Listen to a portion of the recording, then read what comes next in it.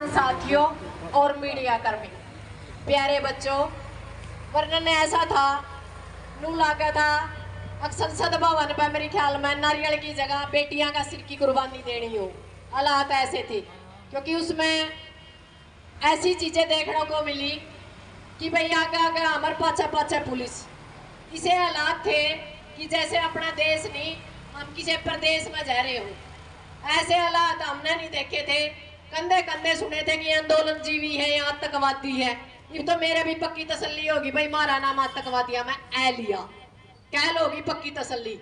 क्योंकि आप लोगों ने पता होगा, जो लोग वहां मेन लीड में काम कर रहे थे उन पर FIR हो चुकी है। और वो जो हमारे खिलाड़ी हैं, खिलाड़ियां पे तो हुई, बाकी जो चेहरे इसे थे जिनती में जाने थे वो शकल बदल बदल के पहुंचे। पर मैं पहला दिन बिना बदले पहुंच गई। कहानी सी बनी कि 1 घंटा तो जंतर मंतर के भीतर घुसने का था। खिलाड़ियों द्वारा फोन करके कमेटी बुला के जब जाकर अंदर घुसन दिया, यानी हम कोई बम नहीं ले रहे थे, कोई विस्फोट नहीं ले रहे थे। इतने बुरे हालात थे। दूसरी बात, उसके बाद ऐसे हालात बना दिए जिस तरह हम छावनी महा एक चिड़िया बाहर नहीं आ सकती, एक चिड़िया भीतर नहीं जा सकती। जिस टाइम हमारी कॉल थी कि 11:30 बजे खिलाड़ी न्यू संसद की तरफ कूच करेंगे, इतने हालात खराब थे कि मारा समझता बाहर था कि मारा गेला बड़ी के है। एक एक लेडीज पे 10-10 आदमी 10-10 लुगाई गेला लग रही थी। और आखिरी में तो ला दिया है जो काबू में नहीं आया। नहीं, लेडीज भी ठट्ठा का आपने देखा होगा कि आदमियों ने अंदर डाली है। हम इस सरकार तय और इस देश तेन पूछना चाहवा, भरत भूषण ने गिरफ्तार करने की बजाय मारे जिसी बहन बेटियों का ऊपर इतना अत्याचार किया और हम इतने दिन और इतना टाइम भूखे पिछाए और जेड़ा में रखे, यानी थाना में रखे, वो किस गुना की सजा थी। एक बलात्कारी को बचाने के लिए हजारों बहनों को, हजारों लोगों को परेशान किया गया। और हालात बिल्कुल ऐसे था कि मुझे नहीं लगता मैं आजाद भारत में। और हमें ऐसे संसद की जरूरत नहीं।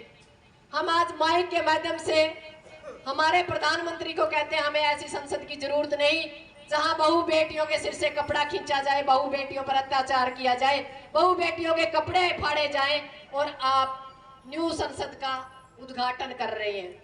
हमें संविधान चाहिए बाबा अम्बेडकर का, हमें गीता चाहिए पर वो हमारे घर तक चाहिए। हमारे संविधान पर गीता भारी नहीं होनी चाहिए। पर हमें देखा कि संसद के अंदर आप लोगों ने देखा होगा कि हवन कुंड था। वहां के आपने जो फोटो देखे होंगे, हमें नहीं लगता हम 21वीं सदी में थे। हमें ऐसा लगा कि हम 15वीं सदी में थे। और लास्ट में ये रहा कि हम जैसे लोगों को तीन बार थानों से बदली की गई। यानी आतंकवादी है, उन लोगों को डर लगता था कहीं हमारे पीछे कि हमारा किसी से कांटेक्ट ना हो और हमारी बातचीत ना हो जाए। और मोबाइल भी उनकी निगरानी में थे कि हम हमारे साथ वालों को ये तो पूछ ले कि वो है कहाँ। बैटरी डिस्चार्ज थी, कोई सुविधा नहीं थी। और हालात ये थे कि जब हम दोबारा लेट 10 बजे छोड़े तो जो हमारा सामान था, हमने जंतर मंतर की तरफ रुख किया कि हमारा सामान तो दो ताकि हम घर जाएं, हमारे परिवार को संभालें। पर नहीं, उन लोगों ने उस टाइम भी दोबारा से हमें अरेस्ट करने का काम किया और दोबारा से 1 घंटे पूरे दिल्ली का चक्कर लगवाया कि आप जंतर मंतर के अंदर आए क्यों। यानी ये जंतर मंतर पाकिस्तान में है क्या?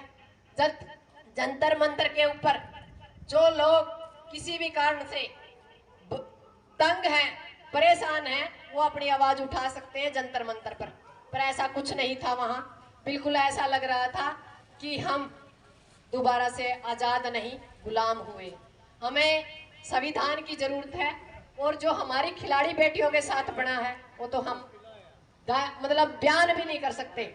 आप लोगों के सामने फोटो होंगी, तिरंगा नीचे गिरा हुआ है, बेटियां नीचे गिर रही हैं, बेटियों को उठा उठा के पटका जा रहा है और सड़कों से खींचा जा रहा है। तो ये हालात थे। और बेटियां रो रही थी, आवाज कर रही थी कि हमें छोड़ दो, हम अपने आप बसों में चढ़ने के लिए तैयार है। उसके बाद भी हमारे हाथों को पकड़ा गया।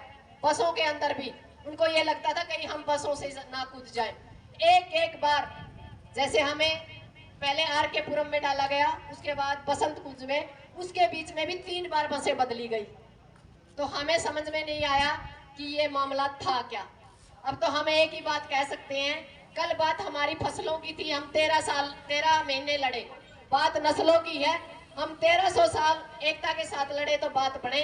क्योंकि कल बात रोटी की थी, आज बेटी की है। और बेटी के बाद मुझे नहीं लगता कोई आत्म सम्मान हमारा बचेगा। हम चाहते हैं कि हमारी जो कमेटी बनी है, जो हमें आदेश देगी, उसके ऊपर हम पूरा फूल चढ़ाने का काम करेंगे। हमारी भी सुबह विनीत से बात हुई थी। अभी मामला वही है जो थोड़ी देर पहले एक वक्ता ने बताया कि अभी इकट्ठा नहीं होने दिया जा रहा। और बजरंग को भी आप लोगों को पता होगा कि हमारा एक राजस्थान का एमपी है, उसके दबाव के बाद छोड़ा गया। यानी हालात बहुत बुरे हैं। और हम तो यही कहेंगे कि हमारी जो कमेटी है, वहाँ से जो भी फैसला आए, 31 सदस्य भी है और 11 सदस्य कमेटी भी है। वहाँ उस जो 11 सदस्य कमेटी है, उसके हम भी एक मेंबर हैं। क्योंकि आप लोगों को देखा होगा कि जो हमारे बहादुरगढ़ में पीसी हुई थी, वहाँ जो इसके ऊपर कार्यक्रम होना था, वो हम कहीं ना कहीं चुके। क्योंकि सरकार हमसे 10 कदम आगे बढ़ी और हम पीछे रह गए। हमने सोचा किसान आंदोलन की तरह, पर उन्होंने, सरकार ने आगे बढ़ के उससे 2 कदम काम किया। जो काम उन्होंने 1 दिन पहले करना था, उन्होंने 2 दिन पहले कर लिया। और हमारी चूक के कारण हमें उन सड़कों पे, दिल्ली की सड़कों पे घसीटना पड़ा। और खून बार बार दिल्ली मांग रही है, तो इस दिल्ली का कुछ इलाज करना पड़ेगा, कोई बड़ा धमाका करना पड़ेगा। क्योंकि जो हमारी दिल्ली है वो बहरी हो चुकी है, उसमें एक बड़े धमाके की जरूरत है।